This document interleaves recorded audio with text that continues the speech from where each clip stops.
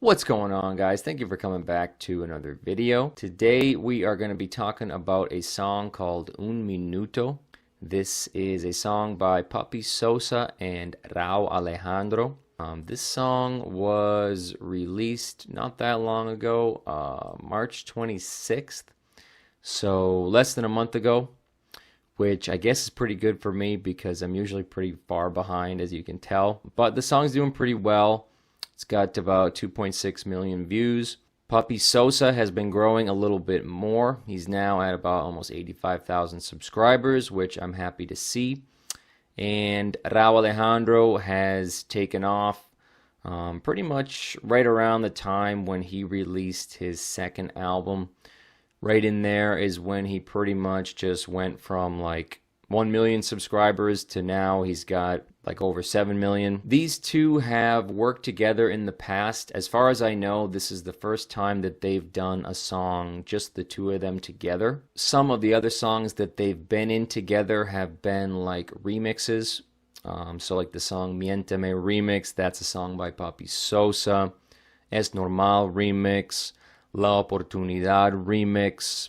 Olvidemos. So basically anytime these two have gotten together, the result has always been really good. So they are definitely two of my favorites involved in the scene right now. So we'll just take a look at the first line of the intro because that will help us understand where the song title is coming from.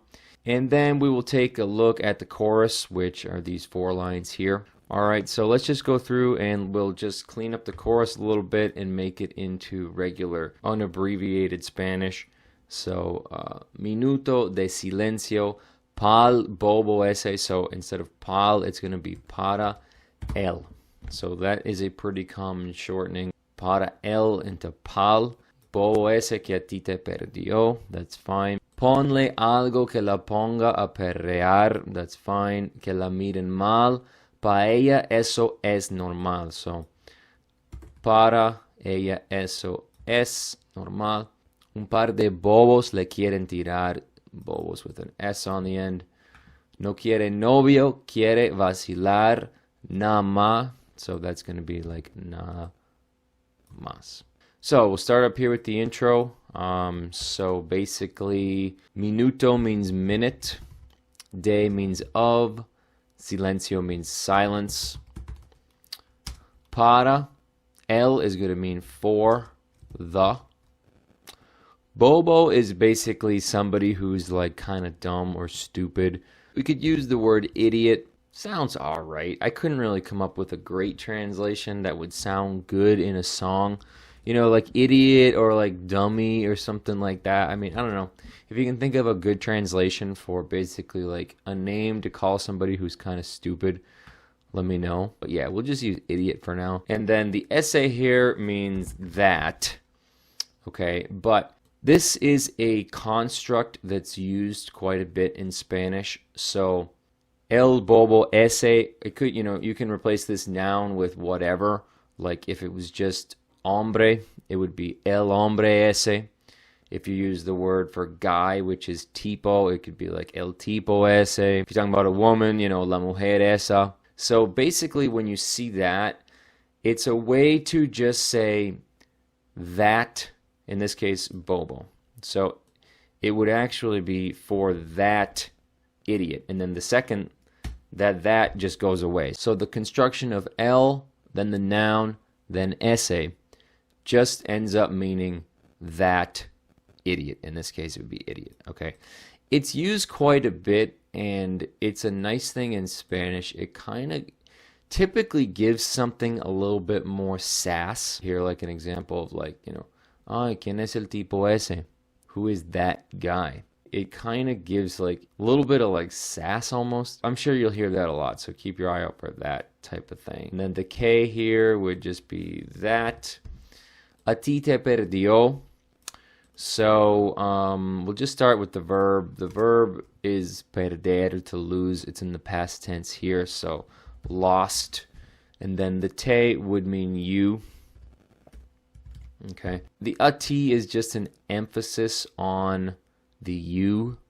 So it's not going to translate into English into anything. So we can just leave it out.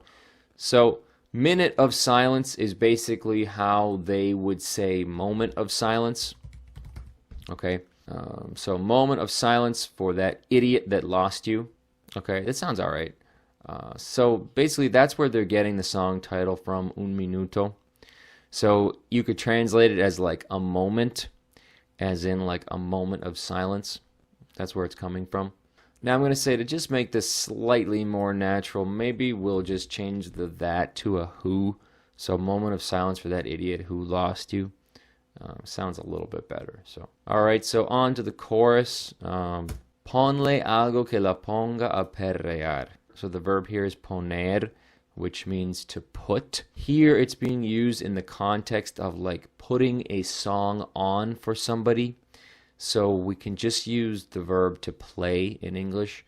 So in here it's a command. Pon is a command from the verb poner. So instead of saying put, we could just say play as a command. And then the lay here is basically just going to translate as her. Algo means something. The K means that.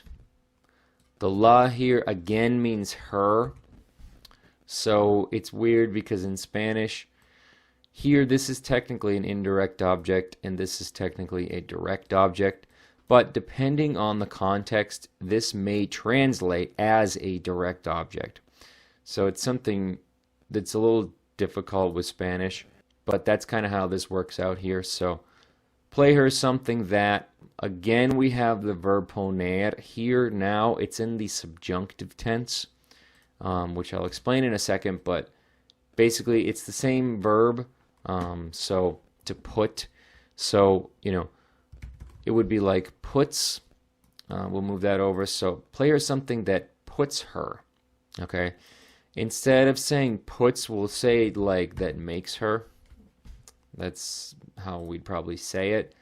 And then the just goes along with the verb. And then perrear, we've looked at a few times, essentially means like to dance to reggaeton music. But we're not going to say all that. It's just, we have to kind of understand that it's basically, you know, getting kind of wild on the dance floor, shaking the booty, especially when listening to reggaeton music. Okay, so we'll just say something like that makes her shake it. All right, anybody can understand that, and it has kind of the same meaning anyway. Okay, so the subjunctive tense here is interesting because when you're learning Spanish, you'll get like all of the standard explanations of when to use the subjunctive tense, but they never talk about like these odd instances where I don't even know if Spanish speakers realize why they're even using the subjunctive tense here. I've had plenty of instances where I've asked people, like, why is the subjunctive tense used in a situation like this or that or whatever it may be? And the explanation you usually get from a native speaker is that it's because it's in the future. It's happening in the future. Usually it has nothing to do with that. Play her something that makes her shake it doesn't necessarily mean in the future. I mean, he's talking about the present tense, so it's definitely not that. So basically, my logic here is that this song that he's telling, or whatever music, you know, that the guy, let's say he's talking to the DJ, right? He's telling the DJ, play her something that makes her shake it, right? That something is undefined. Okay, whatever it is that he's telling her to play, he's leaving it up to the discretion of the DJ. He's not referring to something that's defined specifically. So that is probably why you need to use the subjunctive in this instance. But pretty interesting use of the subjunctive. Good practice for learning Spanish. Okay, then we have que la miren mal, pa ella eso es normal. Here we have another very interesting use of the subjunctive tense, which I'll touch on in a second. So this K here is tough to translate. It doesn't, you know, we'll just say it means that, and then we'll kind of just expand on that. The la, again, is going to be her. Miren is coming from the verb mirar, which means to look. Like I said, it's in the subjunctive tense. It's also in the plural tense, so it's like they look. And we're going to need like an at here because it's going to be they look at her. And then the mal is going to mean like literally bad or badly. That they look at her badly. It's more like in a bad way. Okay, so we could just change the whole thing for like something like she gets weird looks. The that doesn't really mean anything.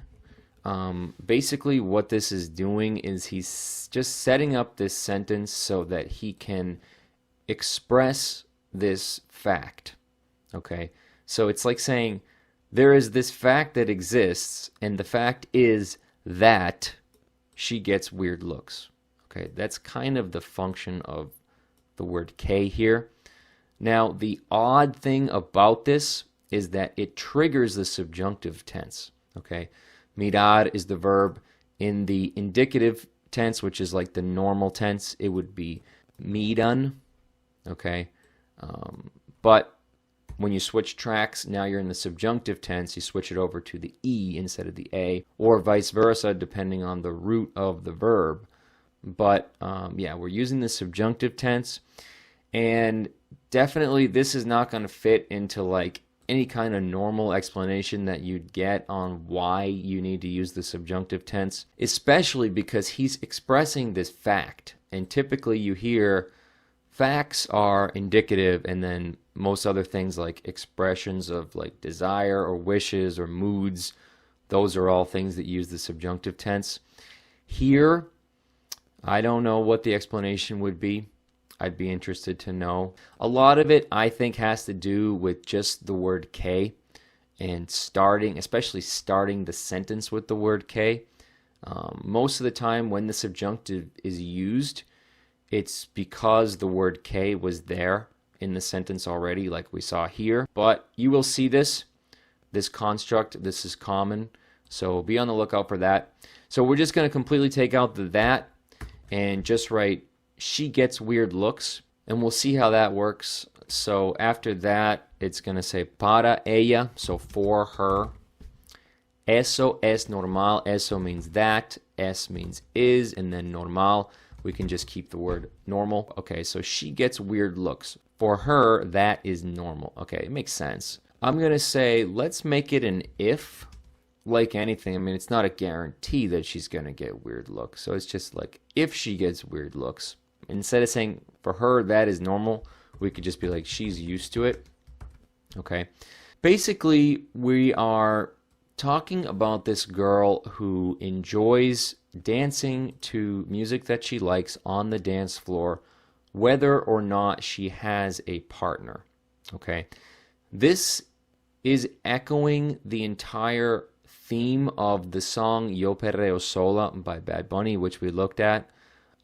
It's kind of this image of this woman who's empowered to a certain extent, or at least she's empowered enough that she's confident to dance by herself, and she doesn't need, a man with her on the dance floor to support her or whatever. And, she might get weird looks because of it, but she's used to it. It's okay with her. Now, if you watch the music video, you'll see that. You'll see the girl dancing by herself, like, for example, yeah, like right here.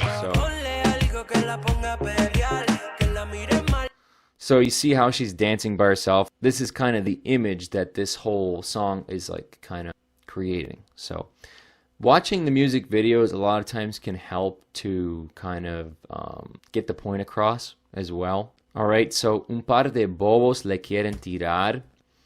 Okay, so un par de, we've seen a couple times. It actually means a couple of, a pair of, a couple of.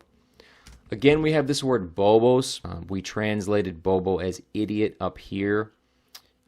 It's going to sound weird to say it again. So we could just say a couple of guys, and that'd be fine, I think. So, and then le quieren tirar. So as we've been talking about, like the indirect object and the direct object, that whole thing.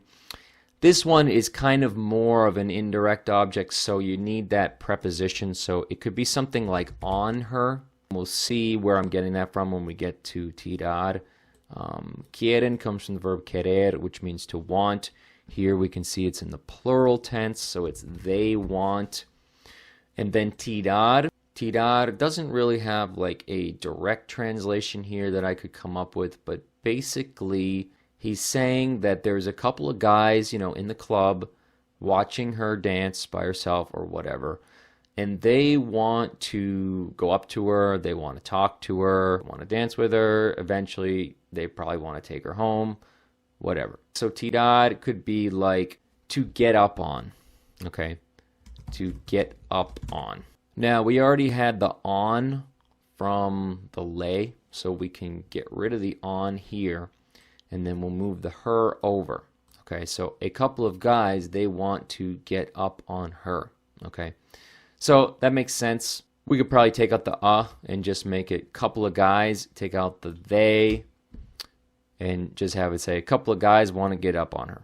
Okay, no quiere novio, quiere vacilar nada más. No quiere, so quiere is coming from, again, the verb querer, which means to want.